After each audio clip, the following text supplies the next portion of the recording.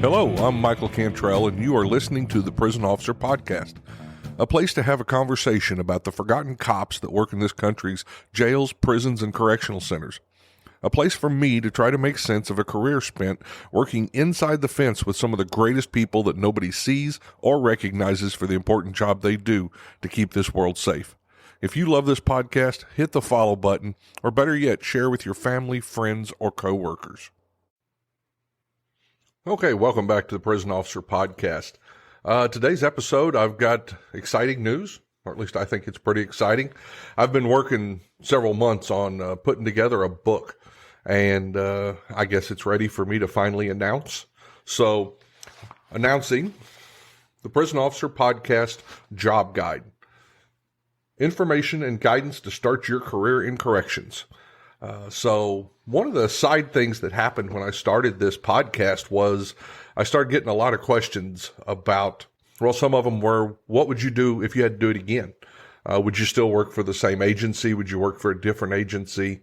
I get questions about which agency is the best. And so that kind of started the idea on this. And then I get a lot of questions about, I just started and I want to be a good rookie. What do I need to do? How do I, succeed in corrections? What tips do I need to succeed in corrections? How do I be a good officer? So those were the two things that kind of started my brain working on this book. And I started putting it together. I'm pretty proud of it. There's some tips and tricks and just common sense advice. I didn't write it above anybody's head. I wrote it like I was talking to someone and I was giving them that advice. I've written some articles before. I don't know if you've been to Corrections 1, but if you go up to the expert columnists, I've written several articles for them. I don't know, maybe a dozen or so. But one of them was 8 pieces of advice for new correctional officers. And that one was just really well received. I did that several years ago. And I've had several of my friends and other people tell me that, they will give that to new rookies and have them read it, that they really thought that it was a good article, some stuff they needed to know. So I took that and decided I was going to put together what a new hire needs. Everything from how to build a resume, what to do at an interview, how to succeed in corrections, how to be a good rookie. And then I've compiled all of the state agencies, and we'll go through some of this and I'll read it to you, but all of the state agencies, how to contact them, what they pay, if there's any current bonuses that I could find, how long their academy is, things that someone going into corrections for the first time or even looking for a different job in corrections might want to know. So that's what brought this book together. And I want to share some of it with you just so you can get an idea of, what's in here. So here towards the front, of course, preparing your resume. And there's a lot of people I see so many differences in how people submit these resumes and how they put them together. And there's a ton of information online, but nobody specifically talks about what an old crusty, captain sitting on that hiring board's looking for. And it's different than it is probably at some boardrooms or, some other places. So in 2015, I got promoted to deputy captain at USP Thompson, and I got to go up there and activate a new institution. So I was really excited about that. But one of the things that became a large part of my job was hiring. We had to hire, I don't know what the quota was at the time, but it was close to 500 staff to open up that prison or more. And so I was involved in a couple of hundred different either interviews or resumes or going through their paperwork. Hiring became a large part of my job. And even after I got promoted to captain at the USP, it became even more of my job and more personal, because the people you hire to activate a prison set the tone. They set the culture. So it was very important to me to get the right people. So there's some things that people just don't, that you're not going to find online. And I think some of them, as a captain, here's one of the things I looked for. Probably the first impression, and people think, well, the first impression is, what I've done or the interview that I got set up for. the first thing I looked at in a packet was their application. I want to see how they communicate in writing. We talk in corrections, communication's huge, and it's what we do most of the time in our job. But a lot of people don't talk about the effect writing has. And if you're not really good at writing, it shows in your performance, it shows in your job. So it's something that you can improve, definitely. But it's one of the first things I look at. Do you write legibly?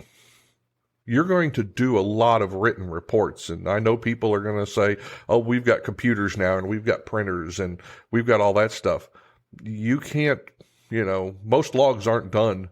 I won't say most. A lot of logs aren't done on the computer still. If you're working, Tower 6, more than likely you're not doing Tower 6 logs on a computer. It's an old binder or something like that they've, that you go in there and put, started duty at this time, saw this, end of duty at this time. So being able to write legibly, being able to write memos, being able to incident reports, or, if you're writing shots for discipline, if you're doing a training request for your teams, all of these things require writing skill. So that's one of the first things I look at. Can you communicate in writing? And I don't just leave you there if you can't, because here's one of the things I want you to go out and do if you're getting ready to hire on in corrections, is there's a website out there and it's called yourpolicewrite.com. And that's WRITE.com.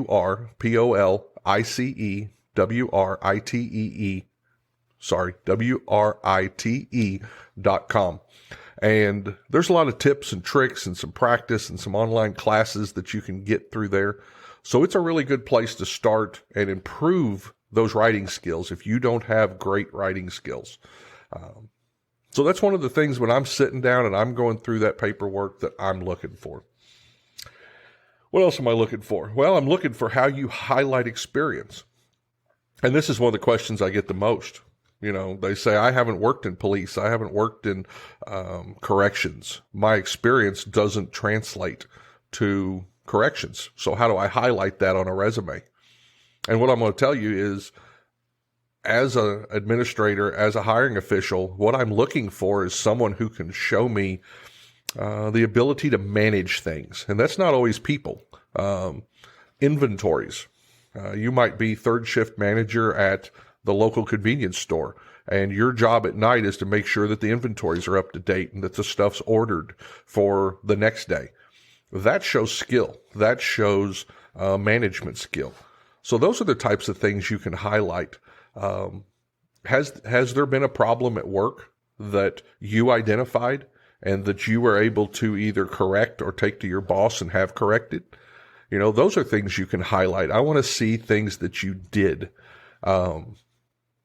What I don't want to see is 2019 CPR certified, 2020 CPR certified, 2021 CPR certified. And I'll see these, the whole resume is filled up with that type of stuff. You're CPR certified, put that on there. But tell me about how you do your job, how you are as a worker, how you are as a leader or a manager. That's what I want to see on that resume. So that's some of the things I discuss in the book. Another thing I often get is, how can I be, a good rookie? How can I be a good officer? And over my years of experience, when I became a supervisor, that was when I realized that I need to give my expectations to my staff. So I started with my lieutenants, and I put together a list of Captain Cantrell's expectations. And it kind of grew and went back and forth and changed until I had what I thought served me well as my expectations. Now, I'm going to not warn you, but I am going to say to the supervisors out there, when you do this and you put this out to your staff, what your expectations are, realize that you're being held to that now. So don't put it out there just to see it. It's something that you're being held to. It's something that you're saying, here's the level I expect out of you, and here's the level I'm giving back. So let me read through some of these, and these are things that I if I'm going to tell an officer, you want to be a good officer, you want to shine at work, here's some of the things I'm going to expect. Communicate with everyone in a professional manner. You can be a professional and still get your point across. You don't have to start cussing. You don't have to start yelling. We do not want to go to their level. We want to be that professional at all times. And that carries us throughout the day. And it's going to carry you through your career. Another one is demonstrate initiative. Do the right thing without being told. You see a problem, fix the problem, and expect the same out of your officers. Now, this was written for my lieutenants, but you could do that at any level. You see the problem, fix it. I don't want complacency of problems in prison grow. If you see something that's wrong, make it known. If you can't fix it yourself, make it known to your supervisor, but don't let those things go on. And I'll leave it at that for right now. Practice personal accountability. Appropriately address and correct unacceptable behavior immediately in staff and inmates. Now, this was written for lieutenants, so I do expect if they see staff not doing something appropriate to address it. That's our job as a supervisor. We can't walk by and let those things slide. If I see a officer who is standing out there yelling at the inmates, using curse words and stuff, I can't just walk on out the door and pretend I didn't see it. I'll tell you, early in my career as a lieutenant, here's some of the advice I got. I worked with another lieutenant who every year we have annual training. And so there was 50 to 60 staff who would sit out there and we'd go through that yearly training for a week. And the advice he gave me, I think the only advice he ever gave me was, hey, when we go to annual training, make sure you sit on the front row. That way you can't see if anybody's looking at their phone or doing anything wrong behind you. And I was like, wow, we're supposed to set the example, not ignore what's going on. So that's something that always stuck with me. If I see something, I'm going to step to that officer or that staff or that inmate, and I'm going to say, hey, this isn't how we do it here. And that's not always going to make you popular, but it will make you a strong officer. It will make you respected if you do it in the right way. And it will make you shine as a correctional officer. View mistakes as opportunities for growth and development. And when I say that, I mean that in both ways. I mean, not only yourself. When you identify a mistake that you've made, stand up to it. Identify it, apologize for it, correct it. We make mistakes. And the only thing that makes a mistake worse is if we try to hide it. So if you find yourself making a mistake, just own up to it. There's a book out there by Jocko Willink called Extreme Ownership. It's one of the best reads out there for supervisors, in my opinion.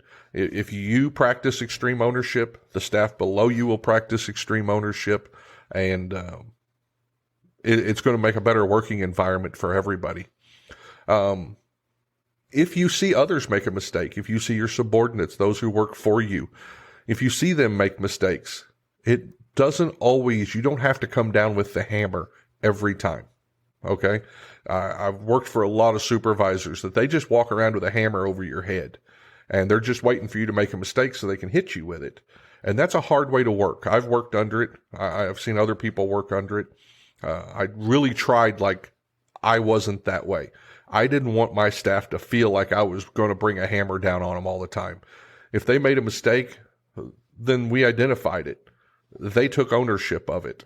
And then we worked on how this mistake wasn't going to happen again. And whether or not that's personal, whether or not it was us changing a policy or a procedure to keep that from happening, just remember you don't always have to bring that hammer down on them. So view mistakes as opportunities for growth and development. Another thing I'll say about that real quick, if they make a mistake, if your staff make a mistake, and you don't allow them to be part of fixing that mistake or correcting it or making sure it doesn't happen again, they don't get any growth out of it. If the only thing you do is punish them or discipline them for that mistake without allowing them to help correct it, they're not going to get anything out of it. They're not going to grow. They're not going to become better staff. So that's definitely something I would put out there. Credibility. Credibility is the most important word, not only in prison, but it's the most important in life. In prison, we have a lot of terms for that: credibility, respect. So just remember, everything that you do in prison is looked at by inmates. If you're a supervisor, it's being looked at by your officers or your lieutenants. Once you lose that credibility, you can't get it back. Prisons have very long memories. They don't forget stuff easily. I've seen staff who made mistakes early in their career or did things they weren't supposed to, and they're still living with the reminder of that 20 years later, because we do have long memories. There's things in prison that you can do that will never be forgotten. And anything that affects your credibility takes away your power as a supervisor, takes away your power as an officer. Because if you think the inmates don't know that you lost your credibility with other staff, they do. People talk, they listen. That's all they do is listen. So take care of that. Take care of your honor, your integrity, your credibility. And then the final one on Captain Cantrell's expectations. And, this is number 12, and it's the most special to me because one day I overheard one of my lieutenants, and he knows who he is. I've spoke with him about this, but he was telling a new employee what Captain Cantrell expected out of his staff. And this just truly sums up what I ask of my staff and what I tried to set the example for, and I automatically put it in there as number 12. So here's what he told that staff member.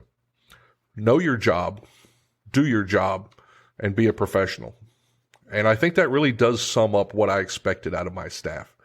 If you know your job, if you're studying policy, if you're making sure you know the housing unit rules, you're going to be a staff member who people respect, who has that credibility.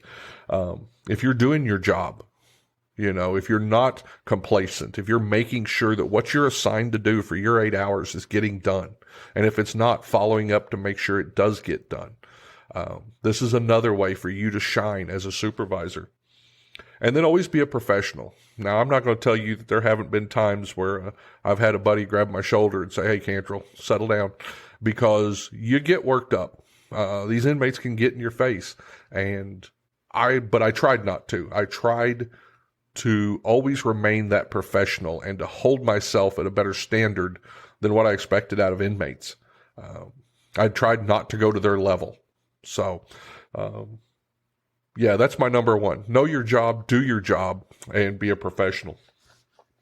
So there's lots of that in there. It's just, I wrote it, like I said, common sense. I wrote it to the person reading it. It's not written, over anybody's head or anything. I just wrote it like I was trying to pass on knowledge to someone. So hopefully you can find some use out of those items. And then as you go through the back of the book, all 50 state agencies I've got in here. Let's see. Like here, contact Tennessee Department of Corrections. I've got their address in here. I've got their phone number. I've got their email if you will need to email somebody. Salary, and all of this is current as of April 1st, 2022. So this book is something I'll probably update as things change. And right now there are, bonuses and stuff that do change. So I may have to update that at times. But right now in Tennessee, the salary is $44,520 a year. You get an automatic increase to $46,752 upon successful completion. And then you're eligible for a $5,000 sign-in bonus payable over an 18-month period. So that covers some of the salary information there. Minimum requirements, and then I list what the minimum requirements are for the Tennessee Department of Corrections, and you will be surprised when you get this book. I kind of thought minimum requirements across the country would be the same, and there are some vast differences. Some require a driver's license, some don't. Some, I think the lowest I saw was 18. The highest I saw was 21 before you could start. There were some trainee positions that you could start in at 20. So I learned a lot putting this book together, but, and then I highlight some different, web links that might give you some information on, specifically on becoming a correctional officer. Now, I will say this is for prison officers, for correctional officers. I didn't link it to any food service jobs, anything like that. But the contact information would probably get you to those jobs if that's what you're interested in. And the front half of the book definitely would help you for interviews and resumes and being a good correctional worker. But the information I gathered was very specifically for correctional officers or prison officers. It talks about how long the academy is. And like I said, I've listed all 50 of those. I've also listed the couple of, the Federal Bureau of Prisons, the Bureau of Indian Affairs. Those are both federal correctional jobs.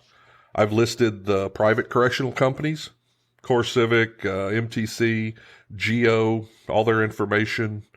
I've done some international corrections in here if you're interested. I don't know, maybe you may want to take a job. Some of you, I didn't know this, but you can work in some of these other countries. Some of them you can't. Some of them you have to be a resident of the country. Others you can get a work visa and become a correctional officer in another country.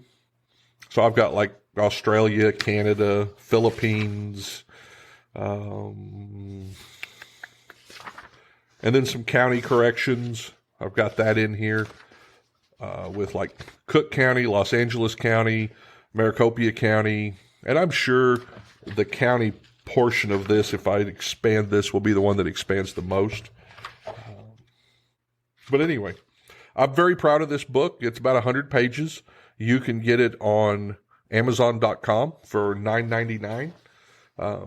It's the Prison Officer Podcast Job Guide.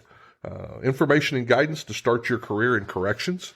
So you can go to Amazon to pick that up. You can also go to www.theprisonofficer.com, and you can go to the store, click on the shop button, and that'll take you to the Prison Officer Podcast store. You can buy it there.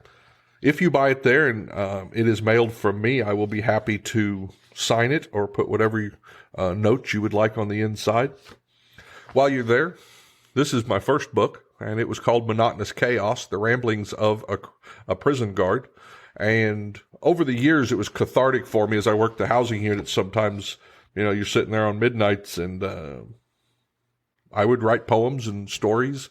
And so several years ago, I collected those into a book. Some of them you may have heard on the podcast. I've referenced some of them.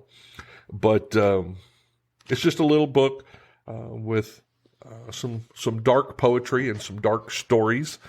You can also find that on www.theprisonofficer.com or on Amazon.com. And one final thing, I have had people ask how they can help support this podcast. So I looked around. I didn't want to, have a membership area and stuff like that, but I found a deal called Buy Me a Cup of Coffee. So if you'll look on the Prison Officer podcast page, you'll see a place where you can buy me a cup of coffee. And it's just a way to say thank you to podcast hosts to help support, the costs of having a podcast. You can click on there and Apple Pay, credit card. They take several different forms of payment, but you can leave as little as $2 or multiples of $2.